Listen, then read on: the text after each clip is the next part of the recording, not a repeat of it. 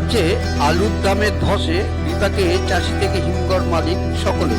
চলতি মৌসুমে প্রায় 2200 কোটি টাকার ক্ষতির আশঙ্কা প্রকাশ করেছে West Bengal cold storage association. অবিলম্বে সরকারি হস্তক্ষেপের দাবি জানানো হয়েছে। বিস্তারিত এই প্রতিবেদন। পশ্চিমবঙ্গের কৃষিভিত্তিক অর্থনীতিতে আলু একটি অত্যন্ত গুরুত্বপূর্ণ ফসল, আর এই আলু উৎপাদন ও সংরক্ষণ ব্যবস্থার প্রাণকেন্দ্র হল আমাদের হিমঘর শিল্প। রাজ্যের বিভিন্ন আলু উৎপাদনকারী জেলায় প্রায় 550-ও বেশি, সভাপতি মহাশয় বললেন 580টি কোল্ড স্টোরেজ। আজ শুধু সংরক্ষণের পরিকাঠামো নয়, এগুলি কৃষকের আস্থা, বাজারের স্থিতিশীলতা এবং খাদ্য নিরাপত্তা অন্যতম গুরুত্বপূর্ণ স্তম্ভ হিসেবে কাজ করছে। দেখুন, হিমঘর খালি আলু সংরক্ষণ করে না।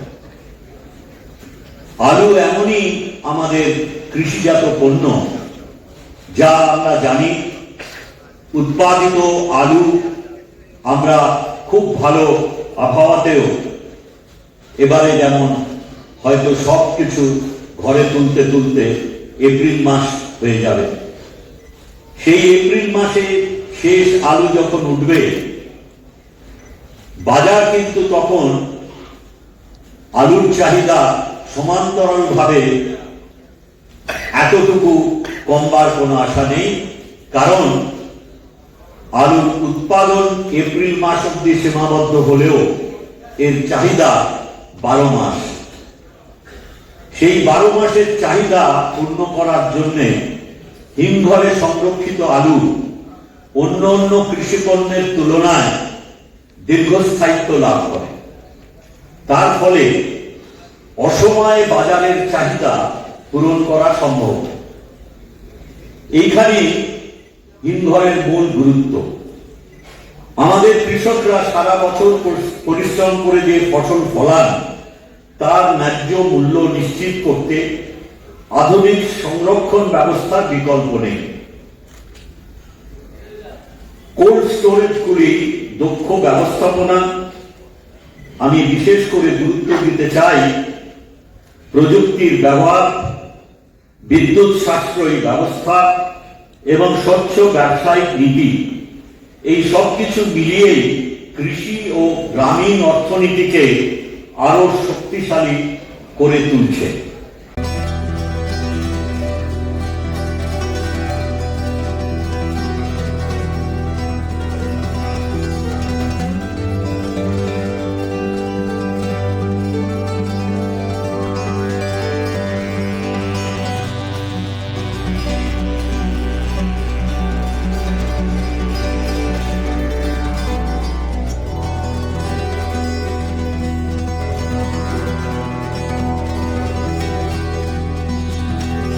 চলতি মরশুমে আলুর দামের তীব্র পতনে পশ্চিমবঙ্গ হিমঘর শিল্পে নেমে এসেছে গভীর সংকট।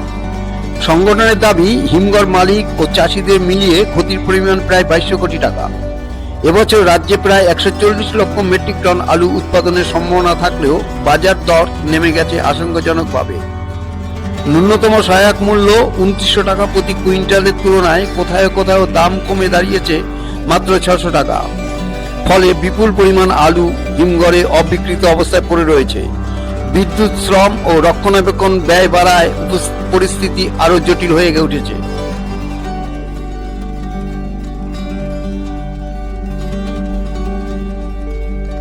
তারা সরকার থেকে কিভাবে সহযোগিতা আপনাদের আদায় করা যায় সে ব্যাপারে অত্যন্ত বিচক্ষণ ভূমিকা গ্রহণ করে। আমি সরকারের তরফ থেকেও তাদের এই ভূমিকাকে আমরা প্রশংসিত করছি। এবং আপনারা জানেন যে আমাদের বেশ কয়েকটি আলু নিয়ে সমস্যা রয়েছে। গত বছর শুধু পশ্চিমবঙ্গে না, সারা ভারতবর্ষের প্রতিটি রাজ্যে আলু উৎপাদনে শীর্ষ ছিল। আমার মনে হয় ভারতবর্ষের স্বাধীনতার পর এত বেশি আলু উৎপাদন অন্য কোনো সালে হয়নি, যার ফলে আমাদের চাহিদার তুলনায় উৎপাদন বেড়েছে, যার ফলে আমাদের একটু গত বছর খুব প্রবলেমের মধ্যে চলতে হয়েছিল। আবার 24 সালের তার ঠিক বিপরীত হয়েছিল। 24 সালের ঘটনা নিয়ে অনেকেই সরকারের উপর রুষ্ট হয়েছিলেন, কিন্তু এটা জেনে রাখবেন যে সরকারকে অনেক ভাবনা, অনেক চিন্তা, অনেক মানুষের নিয়ে ভাবনা চিন্তা করতে হয়। একদিকে এই আলু যারা ক্রয় করে খুচরো সাধারণ মানুষ, তাদের বৃহত্তর অংশের মানুষের কথা আমাদের চিন্তা করতে হয়। তার পাশাপাশি এ রাজ্যের কৃষি নির্ভর রাজ্য, তাই কৃষকদের কথাও আমাদের ভাবতে হয়। আবার এর সাথে জড়িত আপনারা না থাকলে যেমন প্রদীপ নিভে গিয়ে অন্ধকার হয়, আপনারা না থাকলে ঠিক সেরকম হয়। অর্থাৎ সব দিকগুলোই আমাদের ভাবনার মধ্যে রাখতে হয়। রাজ্য আমাদের কৃষিক্ষেত্রে বহু ভর্তুকি দেয়। আপনারা জানেন যে কিষাণ ক্রেডিট কার্ডের মধ্য দিয়ে সমবায় রাষ্ট্রায়ত্ত ব্যাংক থেকে কৃষক চাষের জন্য ঋণ দেওয়া হয়। সেই ঋণের একটা বড় পাঠ রাজ্য সরকার ভূমিকা গ্রহণ করে। এবং জেনে রাখবেন, আজকে এই যে কৃষি যন্ত্রপাতি ভর্তুকি মূল্যে কৃষি যন্ত্রপাতি দেয়া, কোথাও কোথাও বিনা পয়সায় যন্ত্রপাতি দেয়া, এবং সবচেয়ে বড় কথা হচ্ছে বীজের উপাদান, রাসায়নিক সার, এগুলো বিনা পয়সায় কৃষকদের কাছে পৌঁছে দেয়া। এবং সবচেয়ে বড় কথা হচ্ছে যে কৃষক বন্ধু প্রকল্পের মধ্য দিয়ে চাষের টাকা কৃষককে পৌঁছে দেয়া। এই যে একজন 60 বছরের নিজের কৃষক মারা গেলে সে কৃষক বন্ধু পাবে। আমরা কৃষকের জন্য এত কিছু খরচ করছি, তারপরও আমরা সেকেন্ড উৎপাদন দেশ রাজ্য আমাদের এই পশ্চিমবঙ্গ। তারপরেও আপনারা বলুন, আমাদের রাজ্যের মানুষকে 45 টাকা কেজি দরে আলু খেতে হবে, এটা আমাদের ভাবতে রাজ্য সরকারের পক্ষে খুব কষ্ট লাগে, এটুকু জেনে রাখবেন।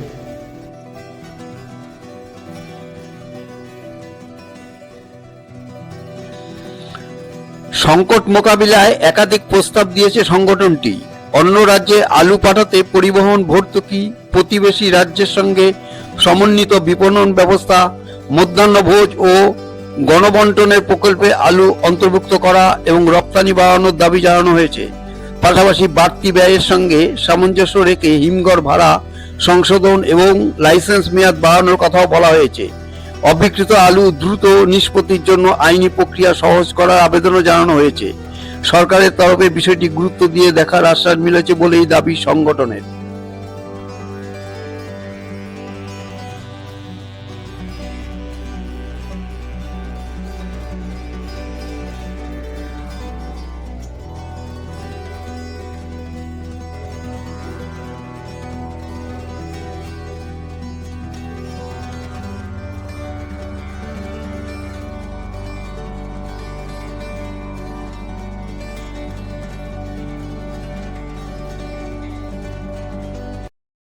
আমাদের ওয়েস্ট বেঙ্গল কোল্ড স্টোরেজ অ্যাসোসিয়েশনে এবছর 61তম এজিএম হলো আজকে। তো সেই 61 মিটিং আমরা যে দেখছি 2026 সালে যে আলু চাষ হয়েছে, যে চাষটা এবারে উঠবে, আলুটা উঠবে, সেটা 25 সালের থেকে প্রোডাকশন অনেক ভালো হবে। কারণ এবছর ওয়েদার খুব ভালো আছে, তো ওয়েদার ভালো থাকলে প্রোডাকশন বাড়বে এবং চাষ কিছু বেশি ওই কম নেই, তো প্রোডাকশন বেশি থাকার জন্য আমরা সরকারকে অনুরোধ করছি যে এখন তো আমাদের মার্কেটিংটার উপর জোর দিতে হবে, যাতে শুধু আলু স্টোরে ঢুকলে হবে না, সেই আলুটা যাতে বেরিয়ে যায় ঠিক টাইমে, বাইরের রাজ্যে যাতে ভালোভাবে যায়।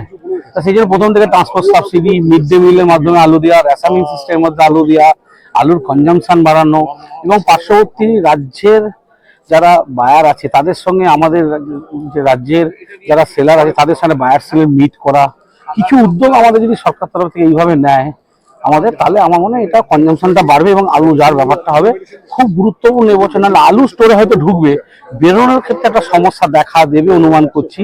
তার কারণ গত বছরের যে আলু এখনো আমাদের হিমঘরে আলু পড়ে আছে মেদিনীপুর জেলায়, তাহলে এবছরও যদি আবার আলু তার থেকেও বেশি লোড হবে, সেক্ষেত্রে প্রবলেম কিন্তু আরো বাড়বে। তাই আমাদের যাতে আলুটা ইউজ হয় তার সাথে দেখতে হবে, এটা বলেছি, ওনারা দেখবেন বলেছেন, আশা করবো নিশ্চয়ই দেখবেন। হ্যাঁ, না হলে তো ক্ষতি হবে কৃষকের, সংরক্ষণকারী এবং ইন্ডাস্ট্রির তার সঙ্গে। আমি শুভজিৎ সাহা, ওয়েস্ট বেঙ্গল পোস্ট অ্যাসোসিয়েশনের বর্তমানে ভাইস প্রেসিডেন্ট।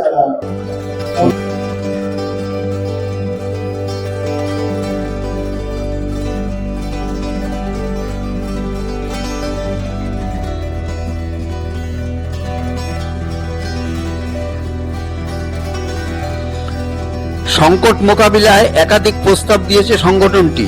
অন্য রাজ্যে আলু পাঠাতে পরিবহন ভর্তুকি, প্রতিবেশী রাজ্যের সঙ্গে সমন্বিত বিপণন ব্যবস্থা, মধ্যাহ্নভোজ ও গণবন্টনের প্রকল্পে আলু অন্তর্ভুক্ত করা এবং রপ্তানি বাড়ানোর দাবি জানানো হয়েছে। পাশাপাশি বাড়তি ব্যয়ের সঙ্গে সামঞ্জস্য রেখে হিমঘর ভাড়া সংশোধন এবং লাইসেন্স মেয়াদ বাড়ানোর কথাও বলা হয়েছে। অবিকৃত আলু দ্রুত নিষ্পত্তির জন্য আইনি প্রক্রিয়া সহজ করার আবেদনও জানানো হয়েছে। সরকারের তরফে বিষয়টি গুরুত্ব দিয়ে দেখার আশ্বাস মিলেছে বলেই দাবি সংগঠনের।